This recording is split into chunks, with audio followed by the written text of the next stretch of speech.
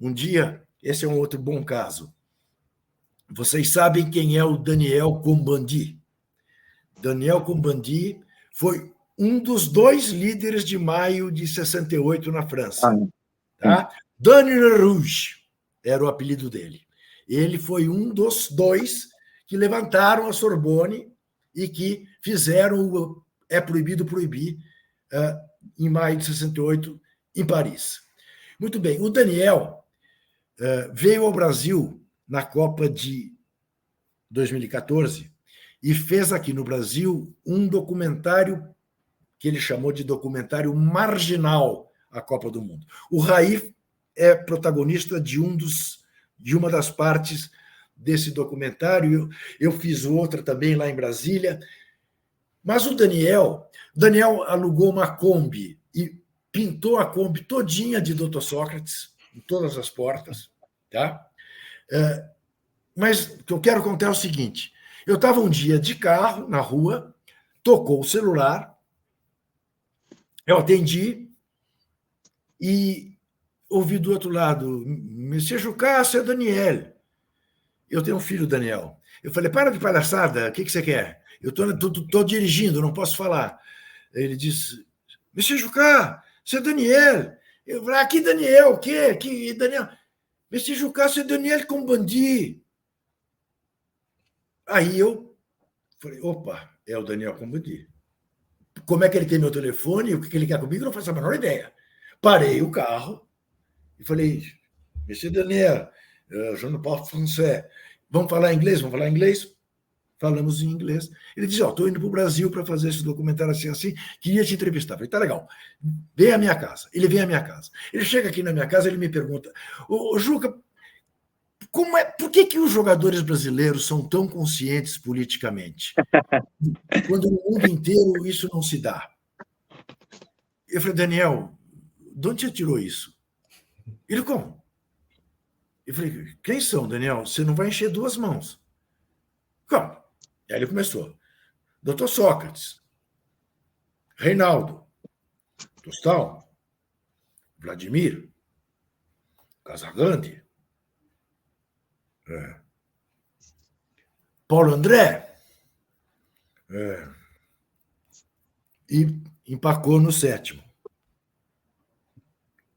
Eu falei: tá vendo? Não tem mais que 2 mãos. Eu podia te ajudar a compor as 2 mãos, mas não tem mais que 2 mãos. Aí ele virou para mim e falou: tá bem, você tem razão. Me cite 7 jogadores europeus que têm consciência política. E eu conhecia o Cantona e o Paul Breitner, que foi um lateral da seleção alemã, campeão do mundo, que era maoísta.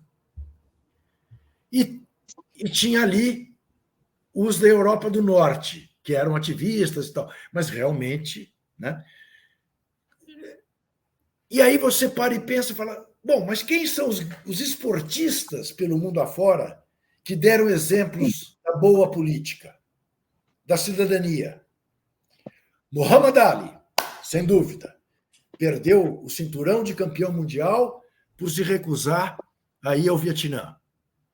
Os 2, o Smith e o Carlos, que fizeram o gesto do poder negro nas Olimpíadas de 68 no México, ao receber as medalhas, perderam as medalhas, tiveram as medalhas cassadas e nunca mais puderam competir pelos Estados Unidos. O Maradona, Dom Diego, mas esse era mas era uma metamorfose ambulante, né? Muito bem. Por que tão poucos? Porque o esportista, em regra, é um ser individualista, egoísta, voltado para o próprio umbigo, voltado para bater recorde no fim de semana, para ganhar o jogo no fim de semana, para os treinamentos, para a carreira curta de 15 anos no máximo, para ganhar o máximo que puder nesse período, muito pouco preocupado com o entorno dele, muito mais preocupado com seus parças, no máximo, com a sua família. E reproduzem o discurso autoritário. reproduzem o discurso da meritocracia. Andam de carro blindado, moram em condomínios blindados. Porque não quero que um pivete venha estragar meu patrimônio, venha me roubar aquilo que eu tanta força fiz para conquistar. Se eu conquistei, ele também pode, não tem nada que estar na esquina roubando o celular. Esse é o discurso. Esse é o discurso, infelizmente. Então, a gente tem, ao mesmo tempo, né, que eu olho para o esporte, que eu olho para o futebol, muito mais como um fator de mobilização social do que como um fator de alienação, como ainda, né, muita gente, principalmente progressistas, né, tem em conta que o futebol é o ópio do povo, igual à religião, é o pão e circo, né?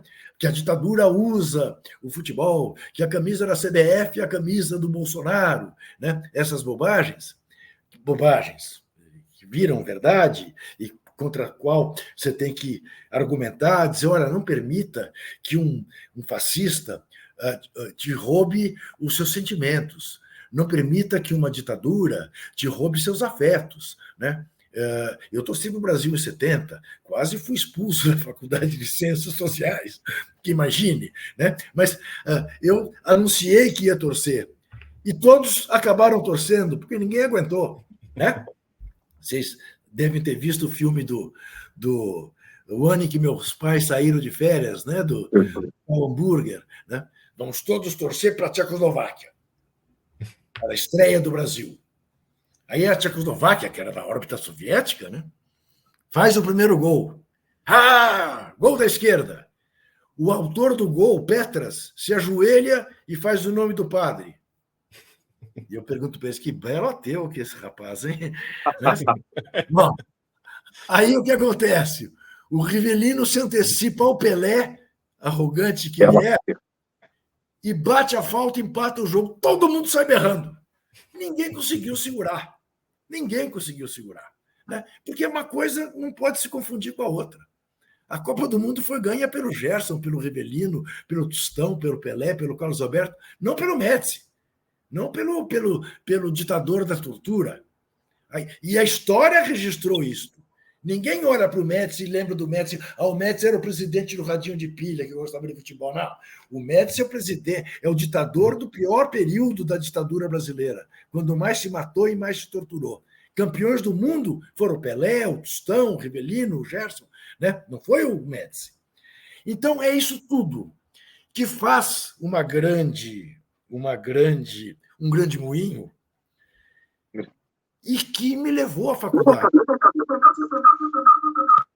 Eu fui fazer ciências sociais, eu não pensava minimamente em ser jornalista, eu fui fazer ciências sociais pensando em fazer doutorado e defender uma tese, quer dizer, fazer carreira acadêmica e fazer doutorado com uma tese sobre futebol como fator de mobilização.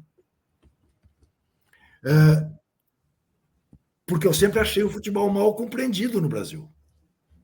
As pessoas... Então, a esquerda brasileira achava que cada gol do Brasil atrasava a Revolução em 10 anos. Isso era dito. E no ano seguinte, pasmem vocês, houve uma decisão no basquete masculino, nos Jogos Pan-Americanos de Porto Rico, se não me engano, entre Brasil e Cuba. Quando eu disse que ia torcer para o Brasil, quase me mataram na minha classe. Como é que você vai torcer contra o time do comandante? Eu falei assim, olha, o comandante, eu torço pela revolução dele. Mas no basquete, ainda mais que eu jogava basquete, eu vou torcer pelos meus amigos e vou torcer pelo meu país, eu não nasci em Cuba. Né? Mas era uma incompreensão. Enfim, falei demais.